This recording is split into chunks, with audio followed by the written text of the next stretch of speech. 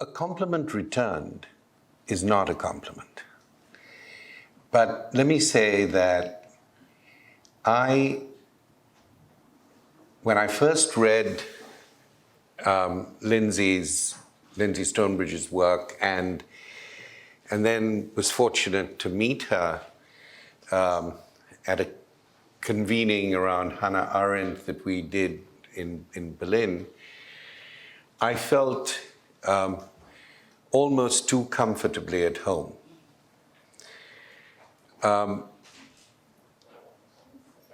When she talked about the Refugee Hosts project, which had been both useful and inspirational to her, I felt too uncomfortably at home. I felt suddenly that I had entered a discourse, a world of thinking, which I had not found before. I'm a complete nouveau arrivant to the refugee hosts, but so remarkable has been this combination of Lyndsey's work, which speaks to many of the things that I'm interested in. You've been extraordinarily generous to me, and what Elena, Yusuf, and the rest of you have achieved, that in fact, I decided on the plane from Bombay yesterday to junk half my lecture and spend time writing a very different opening to this event. And that is to say that I had already spoken in Bombay 2 days before that. I was exhausted, but so energized was I by this bringing together of poetry and policy, which is extraordinarily unusual. I tried to do something like this at Harvard in the many years where I founded and directed the Mahindra Humanities Center. We only half achieved it.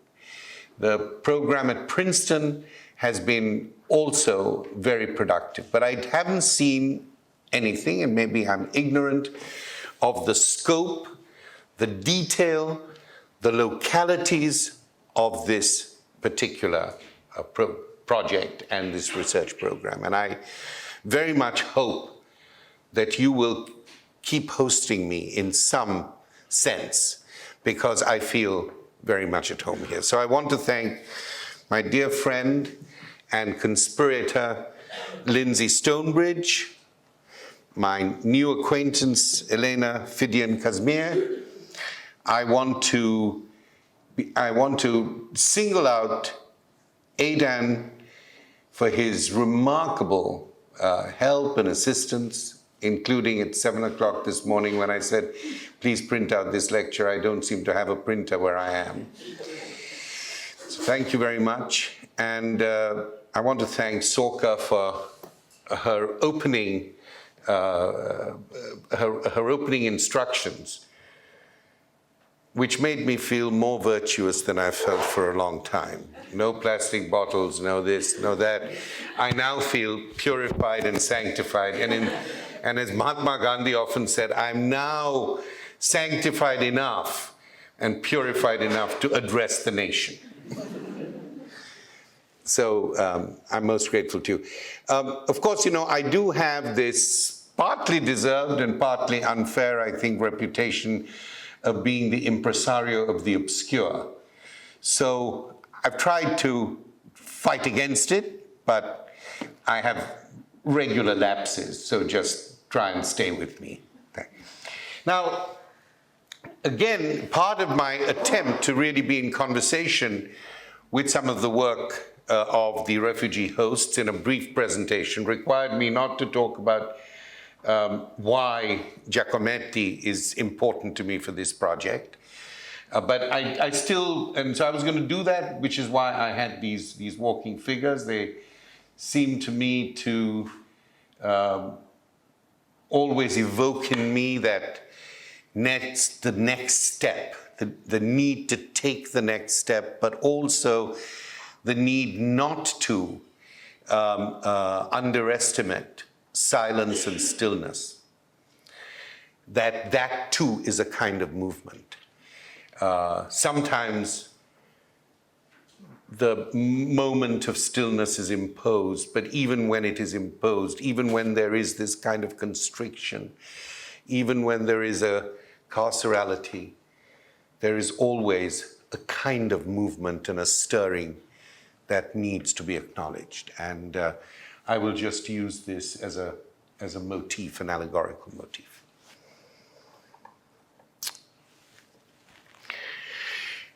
At any given time, the living see themselves in the midday of history. They are obliged to prepare a banquet for the past. The historian is the herald who invites the dead to the table. Walter Benjamin. I have returned to Walter Benjamin's intimations of the afterlife in an effort to understand what it means to consider oneself already dead in the midst of the recent and necessary need to migrate, to take refuge, and to seek asylum. What does it mean to be already dead in the midst of that kind of movement?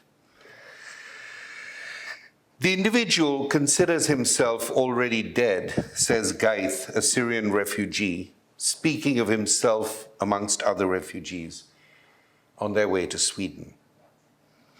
Right now, Syrians consider themselves dead, maybe not physically, but psychologically and socially.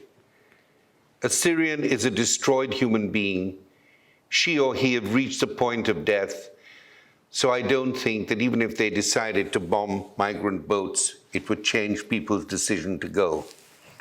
If the chance of making it is even 1%, then that means there is a 1% chance of leading your life. The afterlife is an early and imperfect signal of Benjamin's ongoing struggle with a quasi-messianic figure of the Angelus Novus. Unlike the Darwinist drive of historicism, operative in the epic elements, as he puts it, of idealist and materialist historiographies, the afterlife is a historical inquiry that resists the normative temporalities of succession, culmination, and continuity. The afterlife, and I quote, springs historical objects loose from their temporal orders of succession, in Benjamin's suggestive phrase, and writing or reading history in the manner of the afterlife is a project of interwoven time worthy of Marcel Proust. And in fact, that is the way in which Benjamin reads Proust in terms of these intertwined temporalities. Historical accounts, inspired by the afterlife, in my view, truncate teleology, disrupt continuity, and then, with the flash of a dialectical image, the historian of the afterlife works at the sheer rock face of history's record and representation. Memory is made and meaning mediated, Benjamin writes, rung by rung, according as chance would offer a narrow foothold, and always like someone who scales dangerous heights and never allows himself a moment to look around for fear of becoming dizzy. The afterlife of migration under duress, in the camp, on the road, beside the freeway, on the high seas, under the tarpaulin, at the border, is as close as you can get to the narrow foothold from which a life is sprung loose from the order of its succession. Rung by rung, step by step, day by day, according as chance would offer signifies the agency of the migrant's burdened life, not the abjection of bare life. Now, I didn't think that you might be, in the short time I had, I didn't feel I should enter into this kind of domestic violence with Agamben, but I just thought I would signal a certain difference. And in fact, the concept that I'm working through much of this book on whatever it is, on the global measure, is this notion of burdened life. And it's the new work that I've been doing. To my untrained eye, and to my hasty eye, Yusuf Qasmiyeh's poem, Refugees are Dialectical Beings, is written in the spirit of what I have tried to describe as the afterlife. Rung by rung, treading a narrow foothold, Qasmiyeh immerses himself in the chasm of the camp archive, only to emerge with a prayer of haptic hospitality amongst the dialects and the dialectics of the life world of the Badawi camp. The blessed act, I call it haptic, because the blessed act of hosting is tactile. It relates to the intimate sense of touch. And as Qasmiyeh writes and emphasizes, and I quote, "The unseen, that is the field that is there despite the eye, can only be seen by the hand. After all, the hand and not the eye is the intimate part." With apologies to the poet, who's amongst us, and serious apologies, because at 36,000 feet, you never know whether you're fantasizing or indeed tripping or whether you're actually getting somewhere. So now is my test, but I felt compelled to do this reading, even brief though it is, but so here it is, and you can all tell me if I've got it completely wrong, but for whatever it is. So this haptic hospitality, I think, is very important. And in reading your work, Helena, too, of course, in reading Lyndsey's, I'm continually struck by this haptic nature of hospitality. With apologies to the poet, let me work with a few disjointed fragments of this dark and ironic poem. Let me read you a few disjointed lines. The camp owns the archive, not God. For the archive not to fall apart, it weds the camp unceremoniously. The question of a camp archive is also the question of the camp's survival beyond speech. Circumcising the body can indicate the survival of the place. Blessed are the pending places that are called camps.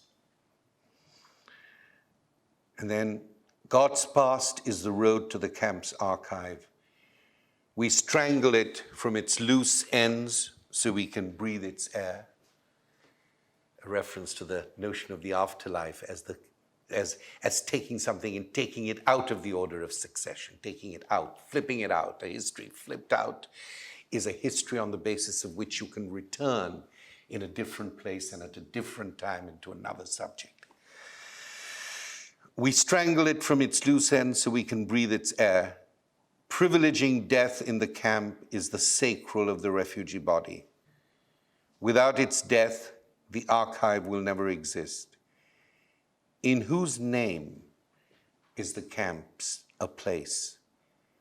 It is the truth and nothing else that for the camp to survive, it must kill itself.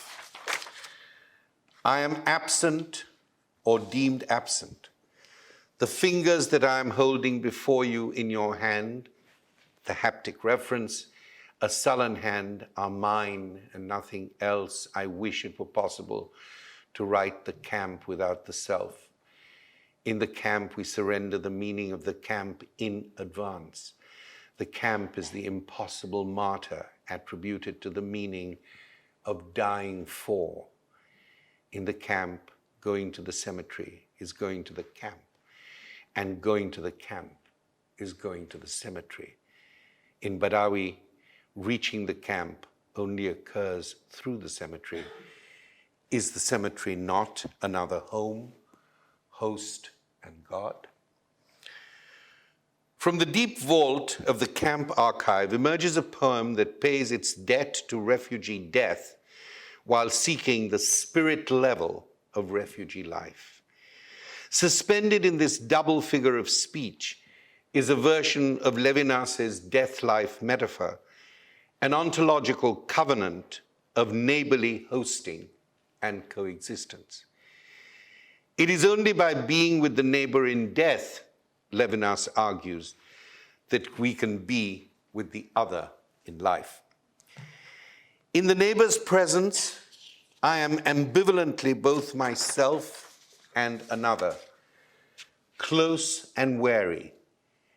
This ambivalent self-identification gives me access to the narrow foothold of the alterity of my being as other for others, rung by rung, in the process of reaching out to my neighbor, always too near and too far for comfort, I confront the alterity of my being two in one, to use Hannah Arendt's image for the activation of alterity. Or to say it in Qasmiyeh's way, in the camp, going to the cemetery is going to the camp, and going to the camp is going to the cemetery. Qasmiyeh's death-life metaphor, the dialectical mode of being that rises in the camp archive and stirs the sacrum of the refugee body, comes alive for me in one spare and saturated line. Blessed are the pending places that are called camps.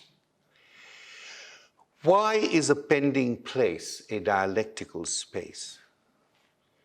What is blessed about refugee or migrant temporalities that are pending, waiting, too often suspended between one elusive political status and another ambiguous legal identity, both and neither ad infinitum.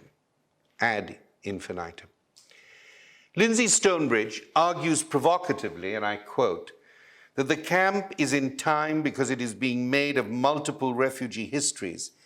This insistence, she continues, is a direct challenge to the representation of refugee camps as ahistorical spaces of timeless and agentless suffering.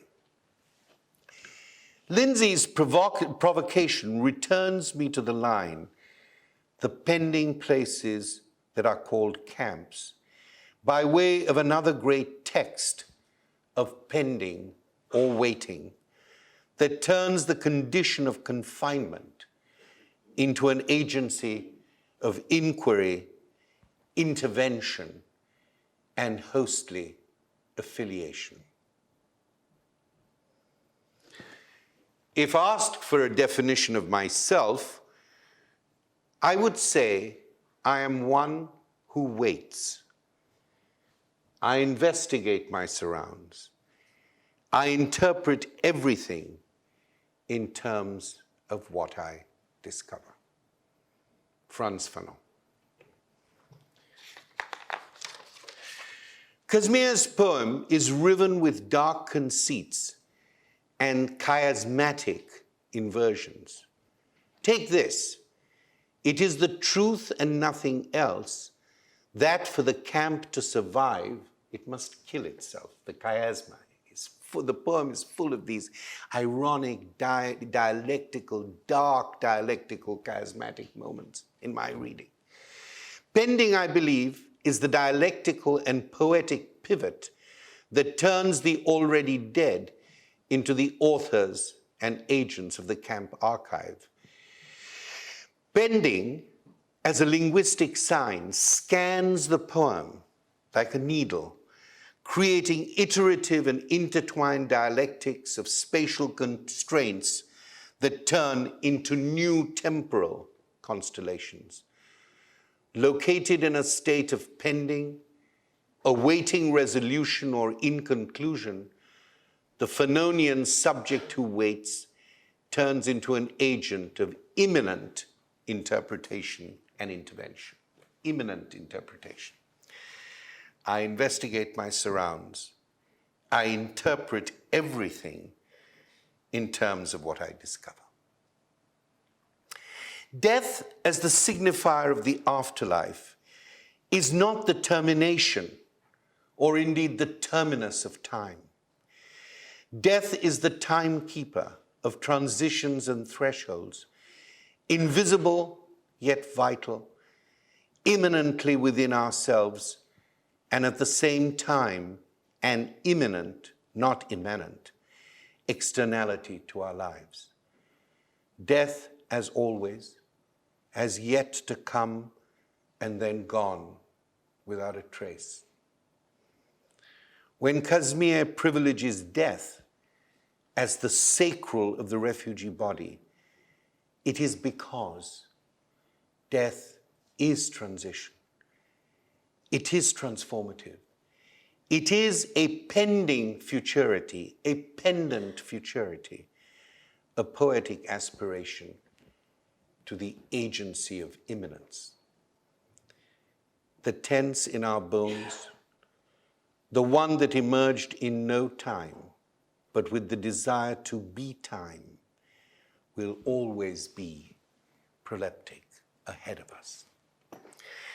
In her compelling essay, The Poetics of Undisclosed Care, Elena Fiddian-Qasmiyeh gives us the words of Abu Diab, the only grave digger in the Badawi camp, which serves both as a fitting coda to my argument so far and an appropriate start to the next phase of my talk. Abu Diab, you quote, as saying, "I dig for the living and I dig for the dead." Abu Diab digs the dead, Fiddian-Qasmiyeh explains, and I quote, "to maintain life, to keep the dignity of the dead and the solace of those who remain." Now, it is of the indignity of the refugee dead that I want to speak. I want to tell you of the rubbish dumps of Zarsis. Zarsis, a coastal town on the southeastern coast of Tunisia, is known for its thriving fishing industry and its prodigious olive oil production. Zarsis has, in the last decade, become a beachhead for beleaguered refugees from Africa, Asia, and the Middle East. Syrians, Eritreans, Libyans, Ethiopians, Bangladeshis, and Afghanis head for Zarsis in their attempts to reach Tunisia's long Mediterranean coast. Names lost in life are anonymous in death. To identify corpses retrieved from the sea or the shore on the evidence of DNA is an expense the Tunisian state does everything to avoid. Death's dominion, however, waits for no one. The stench of decaying foreign bodies hangs heavy in the air, and the citizens of Zarsis create a cordon sanitaire around the polluting presence of refugees, dead or alive, to protect the protesting citizens of Zarsis. Fisherfolk refuse to cast their nets in waters they believe to be polluted. The people of Zarsis refuse to admit foreign corpses into local morgues because their very existence defiles the sacred debts of local families. Underfunded municipal authorities, unqualified for the task, dump the bodies on the waste grounds outside the town limits. The cemeteries for refugees in Zarsis are open mounds of earth piled high with garbage. They are indeed the town's garbage dumps. Steve Saint-Amour, a deep-water search and recovery expert in Zarsis, draws the unforgiving conclusion. You only have stateless people. Which country has a national interest to find out what happened? Hauling migrants and their bodies out of the water like shoals of dead and decaying fish, 70 corpses in Zarsis between June and July 2014 make Saint-Amour despair. Attending to the stateless, day after day, the naked and the dead, echoes Hannah Arendt's unforgettable description of the stateless in interwar Europe. The abstract nakedness of being nothing but human was their greatest danger. For Arendt, rightless people are, as she says, those who are expelled from the human condition and thrown back into the peculiar state of nature. And for the migrants and refugees in Zarsis, we might say they are thrown back into the Mediterranean or cast out on the rubbish dumps. At a rough count, there have been over 22,500 migrant drownings since 2014 and counting. Mohamed Trabelsi of the Tunisian Red Crescent will not give in to Saint-Amour's sense of agitated resignation. The harsh sentence on statelessness delivered by national neglect cannot be allowed, as far as he's concerned, to have the last word. Outraged by the rigor mortis relegated to the dumps of Zarsis, death as a kind of detritus provokes Trabelsi to speak of the dead as though they are still alive, deserving not only of proper burial rites, but of the dignity of human rights. For me, these corpses are people who have human rights. They should be treated with respect. After all, we never know how our lives can change at some point, and we can become these people. At first sight, Trabelsi's statement seems to refer to respect for the dead. Every corpse should be respectfully laid to rest, and every individual identified before being interned. However, the counterfactual claim made in the present imperative, for me, these corpses are people who have human rights, shifts the conversation, I believe, from burial rights to human rights. In what sense, then, are corpses people who have the right to have rights? It is clear that Trabelsi is not speaking as a political theorist or a legal philosopher, but the ethical passion that spurs his figurative language should, I believe, be carefully heard. And this is the kind of convening where I feel confident it would be heard carefully. Our respect for these dead people acknowledges the sympathy we feel for the tragedy of wasteful and wanton deaths, casualties of civil wars and terrorist states, victims of Euro-American imperial interventions, targets of tribal nationalist xenophobia, bought and sold by smugglers, incarcerated in detention camps, embroiled in an overwhelmed and unanticipated international refugee system, unprepared and incapacitated. Trabelsi's figure of speech, corpses are people who have human rights, turns the life and loss of the stateless into real presences, or better still, surreal presences. Surreal in the sense invoked by Walter Benjamin as the aesthetic sign that marks the historian's rude awakening to what he calls the now of recognizability, in which things put on their true surrealist face. 1,200 adults and children who drowned in the Mediterranean in a black week in April 2015 turned corpses into ciphers that numb the nerves.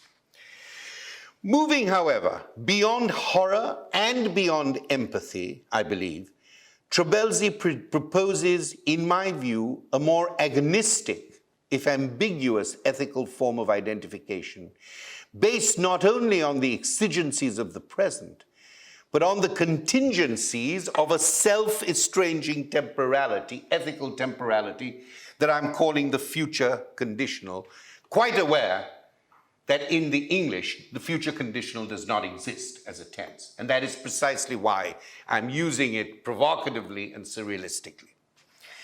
After all, we never know how our lives can change at some point, and we can become these people. So I'm emphasizing here, we never know. At some point, which we don't know, our lives can change and we can become these people. Very improbable. The we that signifies the shared community of rights and political solidarity of the human condition is now itself placed in a state of alterity. At one moment, we represent the universal subject of natural rights that establishes an inclusive and supposedly timeless identity between we the living and those people, the dead. This moral equivalence, which I will argue against, this moral equivalence inherent in the discourse of human rights, is underscored, I believe, by another we that I'm deriving from Trabelsi, that is less ontological and universal and more agential while being historically contingent.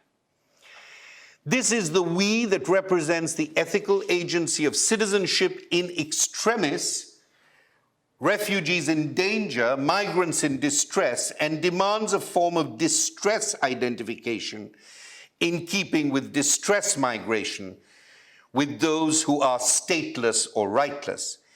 It is indeed the we that we may never be, and all the more morally compelling for that fact.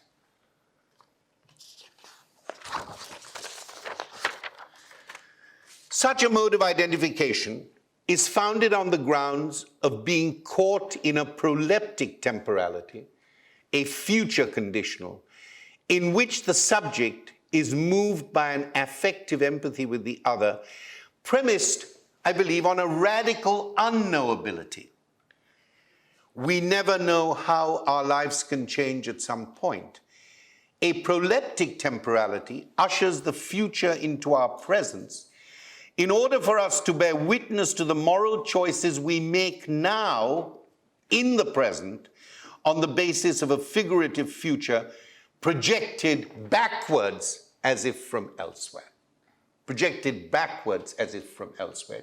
It is therefore figurative. This is where poetics and politics come together. There is no other way of understanding this particular surrealism, this surrealism of the political, this surrealism of emergency, as Walter Benjamin said, other than by understanding it figuratively. That is why he said the language of montage should be brought back into the language of history. My larger exploration works this out. What kind of articulation of event and representation does montage create, does montage represent in conditions in extremis? And that's another story which I won't bore you with today. For me, these corpses who have human rights, he says, it is the very opposite of deferral and irresponsibility. Trabelsi emphasizes the dire necessity of taking imminent action in the present, in the interests of another, through an ethical enlargement brought about by the alterity of being and time, an expansion of the rights and representation of others by inserting a difference into the oneness of citizenship, to echo Arendt's deft formulation, which serves as the ground note of a critical concept of the right to have rights. The future conditional is, I grant, an unfamiliar way of thinking how we might conceive of the timeliness of our ethical commitments and our political actions. It is also an unusual way of talking about the temporality of rights, which are traditionally considered to be either embodied in the inherent status of the human being, the moral value of dignity, or projected onto an aspirational future perfect, which is most commonly heard in the phrase never again. The future conditional, however, is in tension with each one, although it is in conversation with both. The ability of the citizen subject, the refugee subject, unsettles the inherence of rights while recognizing the need for the we of recognition and identification. And the proleptic agent, displaced into the ethical domain of the future conditional, acknowledges the importance of aspiration, even as it returns anachronistically into the present from the time lag of the future conditional, in order that we act now we act now in the face of the figurative future. And I think that this is an important way of beginning to think about issues like climate change, where we are asked to commit now to some signs and evidences we see, but the real commitment is to 50 years or 100 years in the future. How do we create this future conditional on the basis of which our ethics and our politics stand? And it's not enough to simply see it as a kind of, in the trend of continuity, as an aspirational future, you know? We just extend where we are on the basis of the crises we experience now, and somehow we attach it to the future. Attaching to the future the ethical action in the present is, I believe, a different kind of operation. Indeed, to do justice to the cause of the other in a time that is not yours and a place that is the foreigner's home is the ethic of hospitality to which the future conditional aspires. Trabelsi's claim for the rights and respect for refugee deaths exceeds the moral intuitionism that underscores the concept of human values enacted in the Universal Declaration of Human Rights. Moral intuitionism, the grounds of dignity in the discourse of human rights, proposes that, I quote, that people everywhere have a moral sense or faculty that gives them unaided access to basic truths of morality. Now, this was, of course, introduced at that time to avoid any member of the Nazi Party or any fascist government to say, well, you know, we didn't have access to this moral truth. So, you know, we can't be considered. The sort of the argument that Eichmann also made in part. But this moral intuitionism, I'm suggesting, with its universalism, is very different from what I'm calling the future conditional. It's very different in terms of its application, in terms of its opposition to the universal, in terms of its understanding of the iterative nature, not the aspirational, but the iterative nature of commitment, on and on and on. What, in a different way, in a different context, Benjamin calls the now, the now, the now, which always changes. It's always another now, but it is not, it's a dialectical now. It's not one that doesn't have a sense of the past. It's not a presentist now. It's a deeply temporally intertwined and complex now. Moral intuitionism often results in a benevolent moral equivalence. They are human beings just like ourselves, and there but for the grace of God go I. And it is this ahistorical and what the Universal Declaration calls unaided access to human identity and empathy on the grounds of similitude that, in my reading, Trabelsi avoids. I construe his claim as saying, we, the international community, the individual bystander, the attendant media, the political activist, the academic activist, have to first confront the violent alterity in our own differential coexistence that defines the dissensus of our contradictory and yet proximate political neighborliness. A paradoxical world that puts together two separate worlds, making visible that which had no reason to be seen before, is Jacques Rancière's evocation of something close to what I'm calling the future condition. All Europe contributed to the making of Kurtz. Joseph Conrad once said of African genocide in the heart of darkness. Much the same on a global scale may be said of the migration crises in these dark times of neoliberal hegemony and majoritarian xenophobia. More than the universality of moral intuitionism, Trabelsi seems to be saying, we need to cultivate a sense of historical alterity. Trabelsi's claim for the rights and respect for migrants in extremis is a speech act in the future conditional to intensify the moral agency and urgency within our own times. After all, we will never know the indeterminacy. We will never know how our lives can change. At some point, we don't know. The point is probably never going to come. And we can then become these people most unlikely. At some point in the unknowable future, our rights to citizenship may or may not become so worthless and compromised as to render us unprotected, vulnerable, and homeless. But there is no knowing.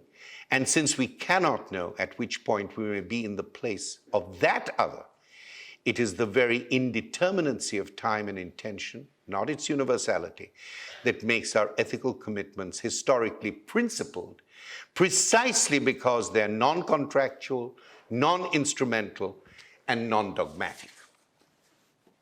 Ethical principles that pivot on the future conditional do not neglect long-standing structural social injustices and power asymmetries that belong to the long past.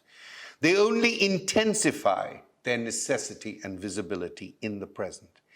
If there are the echoes of the ethics of Emmanuel Levinas in my more politically driven thoughts, it is due to his insistence that the rights of man must question their Eurocentric privilege and their Enlightenment prejudices in order to elaborate what he describes as a new development of the rights of man with respect to the global South, threatened by disease, hunger, the development of destructive armaments, and the abusive manipulation of societies and souls. In a stirring sentence that could have been spoken amidst the dead strangers of refugee corpses in Zasis, Levinas writes, men and women may ethically seek one another in the conditions or the unconditionality of strangers. The lives of strangers, whether they are national minorities or international migrants, are claimants to the defense of the rights of man, which correspond to a vocation outside the state, a kind of extraterritoriality within political society that upholds justice at its limits. Migrants in distress, refugees in desperation, bear witness to a perilous condition described in the early 30s as the crime of transnational barbarity by the Polish jurist Raphael Lemkin, who would go on to draft the Genocide Convention in 1948.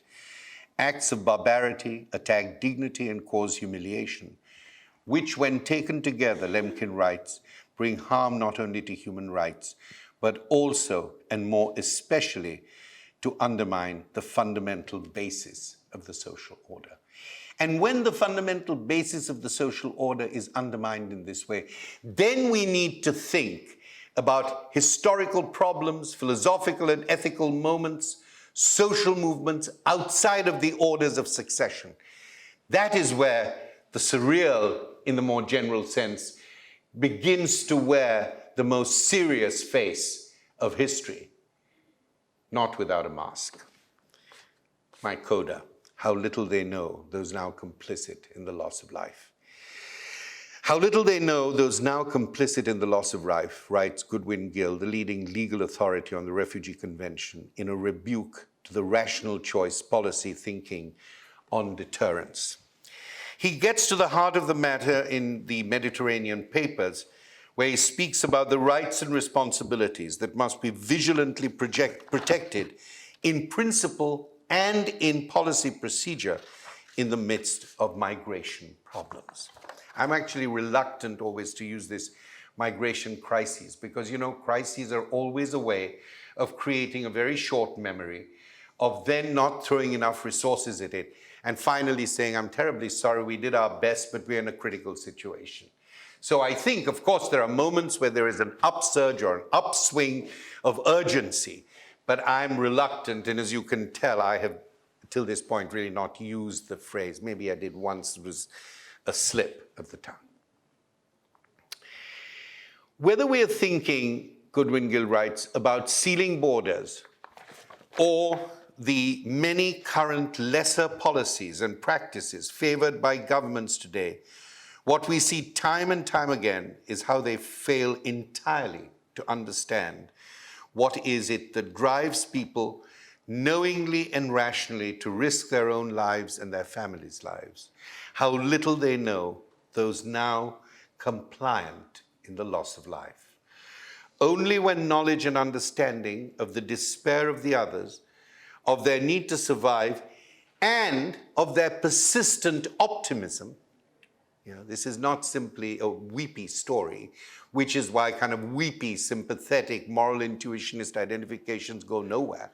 This is to actually take on that resistance, to take on that alterity, to take that alterity in the midst of despair, that two-in-one, that doubleness, to take that on, not only to think that people are saying we're already dead, and yet we will take every chance to be bombed again if it gives us a 1% chance. This is not the traditional inherent dignity of the Universal Declaration. This is dignity as performed in a moment of decision taken on that narrow foothold of the afterlife, that narrow foothold where chance might give the possibility of move. Another great writer on this theme, and I commented on his work in this very specific notion of dignity of risk, is my reading of James Baldwin. I think Baldwin understood this very deeply. Only when knowledge and understanding of the despair of others, of their need to survive, and of their persistent optimism, only when these factors are integrated into serious long-term policy thinking, will we begin to see programs with a chance of making a positive impact. In spite of its formal espousal of community goals and community values, the European Union remains a congeries of dislocated, dysfunctional sovereign states, none more than this one at the moment. It might become worse, it might become better, unable to contemplate working together on what is perceived perhaps as a difficult issue touching sovereignty, security, and of course, the other. And of course, the other. It is salutary to find a hint of an ontological argument, to say nothing of the appeal to affect, in an article devoted to legal policy. The Mediterranean Papers designates the other in two political and discursive registers. At one moment, the address to the other gives an agential authority to the distressed migrant subject who is objectified in the rational choice approach. Then there is another moment given to the meaning of otherness. The other, in this instance, is part of a negative dialectics, not different from the notion of pending that I spent some time talking about earlier. The Fanonian notion of waiting, pending, waiting. Pending and waiting, not only about the inconclusiveness of a fate, but pending and waiting as death motivates one to pend in the midst of life. The other in this instance is part of a negative dialectic. Baldwin calls it a negative way, a political decision to occupy a place of enunciative exclusion or negation or degradation, to occupy that place. It's not the words you use, but to occupy that enunciative space in order to subvert the hegemonic logic of the nationalist priorities of security and sovereignty, and to replace them with an instance where the first ethical principle should be to engage elements of risk assessment, personal networks, language ability, culture, employment opportunities, and assessment of the changes of acceptance, which I think in the broadest sense is the notion of the host, of host and hosting. Risk is not simply the last act of despair. It is the starting point of practical and conceptual policy deliberations. Taking a risk in this sense is no less than an act of dignity in distress, and it is not invested simply in the host of the individual. It is invested in the relational repertoire of agential actions. What is routinely disavowed or suppressed in the name of the respectful aura of dignity is the compelling case to be made for a dignity of risk, not inherent in the human person, but a choice made at risk, at the knife edge of decisions, against the odds, to install or restore a condition of life lived well and with the well-being of others. Qasmiyeh's line, "Blessed are the pending places that are called camps," emerges from the working practices, as I understand it, of refugee hosts, and bears a strong resemblance in their work, in their lives, in their thinking, to Ernest Bloch's belief in disappointed hope. Hope will be disappointed, Bloch argues, because it does not aspire to a simple-minded fulfillment in the future.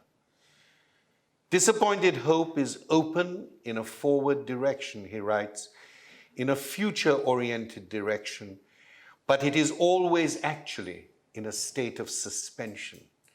Suspend, pend, pending in Badawi, and it is committed to change rather than repetition, and what is more, incorporates the element of chance, without which there can be nothing new. The narrow foothold, the chance that emerges, the dizziness of not looking down or up, but taking the chance, as I said earlier. Disappointed hope, I believe, is part of the dialectics of pending, an anticipatory aspiration belonging to a future that is only virtual, as yet to come, and yet vital to the ways in which we shape our present and conduct ourselves in the perplexed passage of a living history shaped by the disappointed hope of a future conditional. You have given me hope by listening. I hope I have not disappointed you.